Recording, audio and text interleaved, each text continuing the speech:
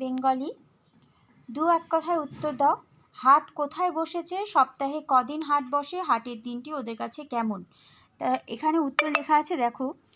একটা গ্রামে পাহাড়ের নিচে হাট বসেছে। 7 দিন পর পর হাট বসে, অর্থাৎ সপ্তাহে একদিন। তারপরে হাটের দিনটি ওদের কাছে উৎসবের মতো। তারপরে খ নম্বরের প্রশ্ন দেখো কি বলেছে। লেখকের সঙ্গে কে কে হাটে এসেছিলেন? লেখকের স্ত্রী কাকে দেখেছিলেন? সেই মেয়েটির নাম কি? লেখকের সঙ্গে তার স্ত্রী এবং মিস্টার সিং এসেছিলেন। লেখকের স্ত্রী একটি মেয়েকে দেখেছিলেন, সেই মেয়েটির নাম হলো বুদনি কুই।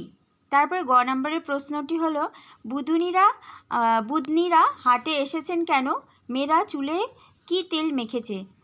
তারপরে দেখো, বুদনিরা হাটে মুরগির লড়াই দেখতে এসেছে। মেয়েরা চুলে করঞ্জার তেল মেখেছে। তারপরে ঘ নাম্বার দেখো, হো মেয়েদের খোপা বাঁধা কেমন?